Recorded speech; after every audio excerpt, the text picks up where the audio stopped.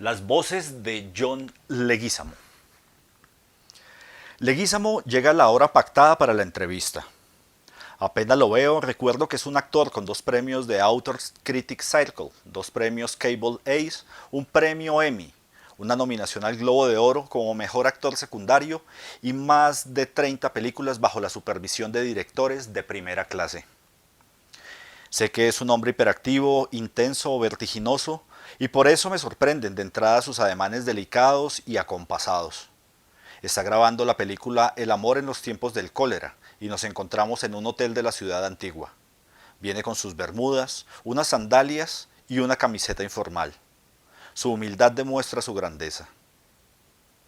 ¿Qué significó para usted estar en el Actors Studio, la famosa academia fundada por Lee Strasberg? Tuve clase con él solo un día, y a la mañana siguiente me enteré de que se había muerto en las horas de la noche. Lo supe en el colegio de actuación. Estar en su academia fue un cambio significativo en la conciencia de mi propia habilidad, en mi ser artístico. Me abrió una serie de posibilidades que antes no había vislumbrado. Yo había estado en otras escuelas donde los procesos eran más intelectuales. Aquí se trataba de tener un método para ahondar en los personajes. Recordemos que esta academia de Strasberg fue la academia de actores como Pacino o Marlon Brando.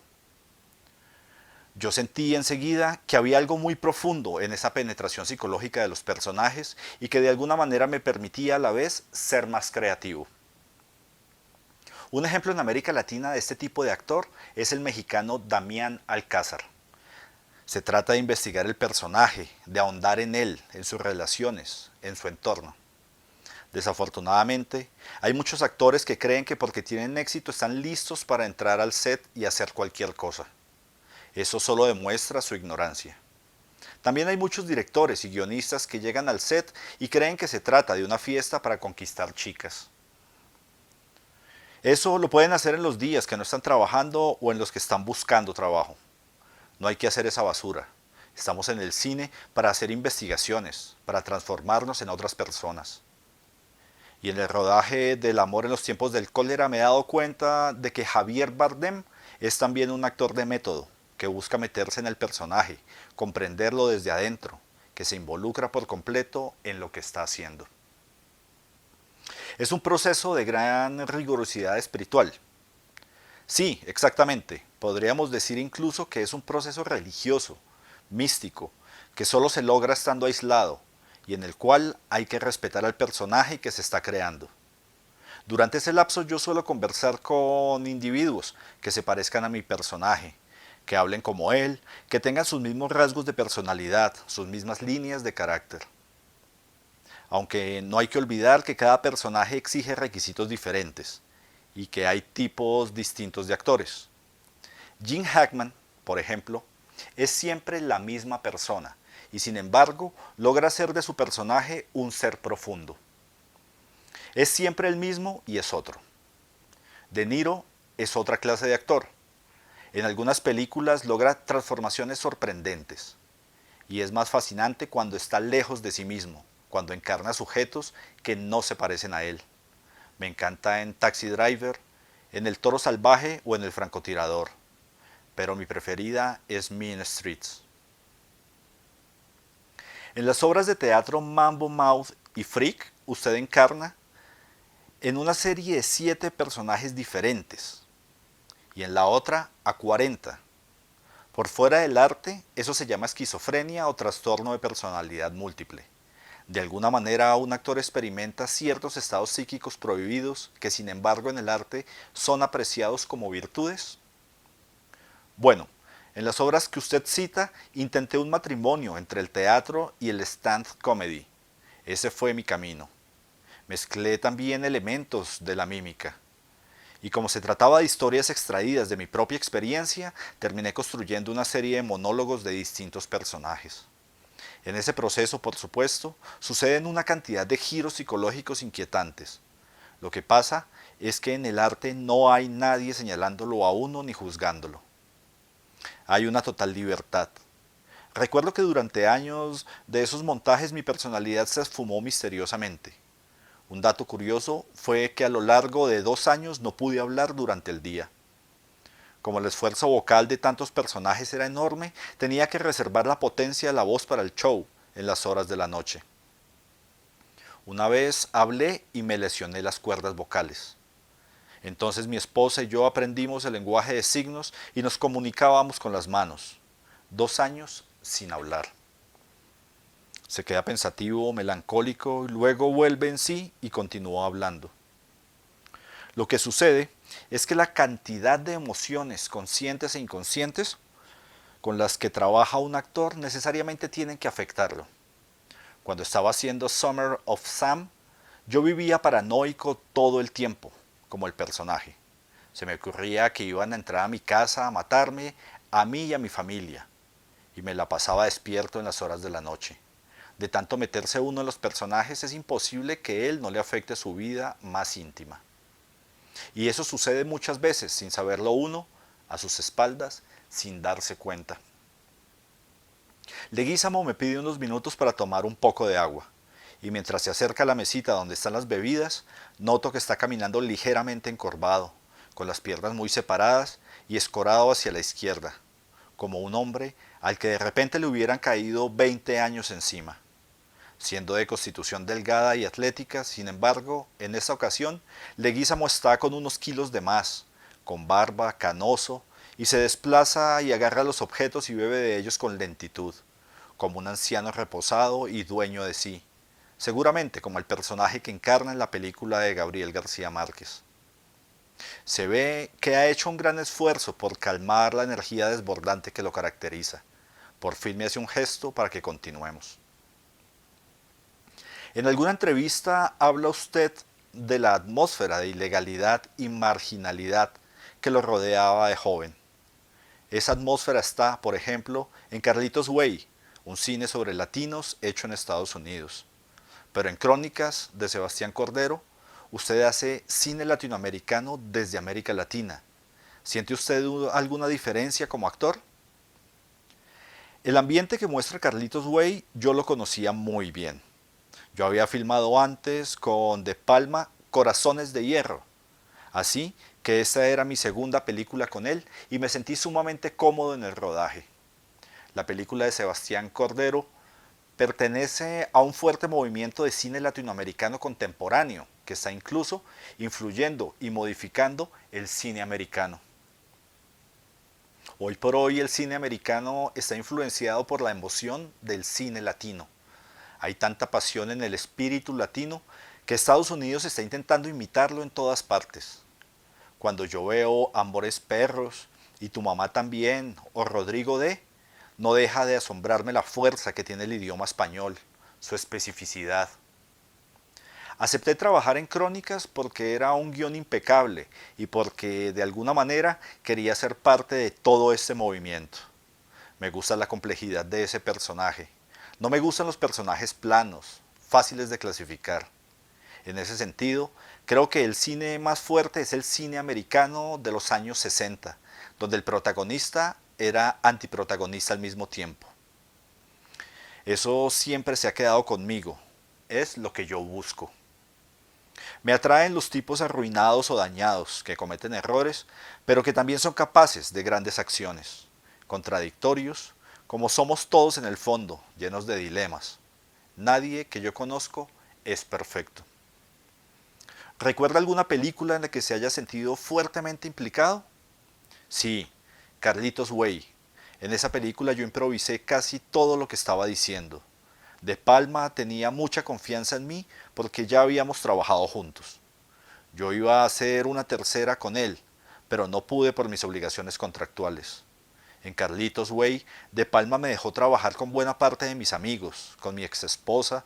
La mayoría del elenco era gente que yo conocía bien, y el ambiente, por haberlo vivido de joven, también me era muy familiar. La pasé de maravilla durante todo el rodaje.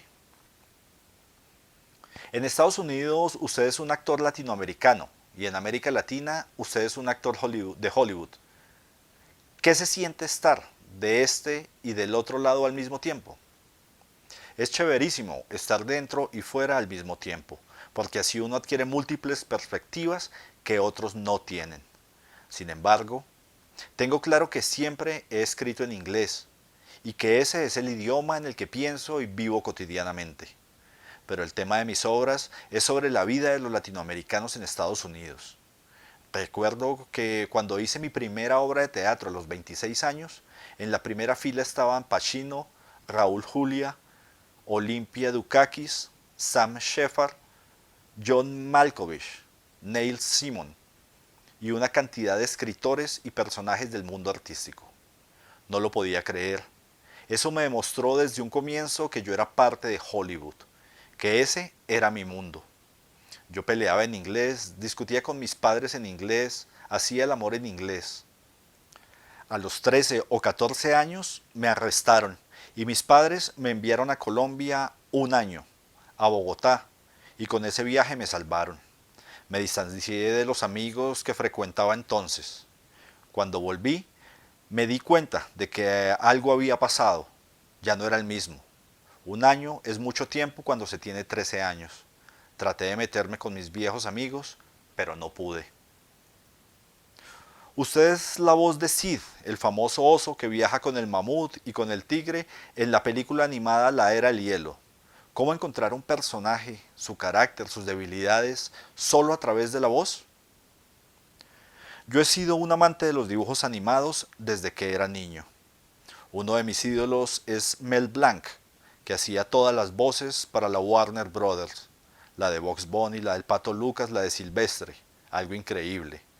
Y yo quería crear una voz especial que solo existiera para ese personaje animado y para nadie más. Fue muy difícil.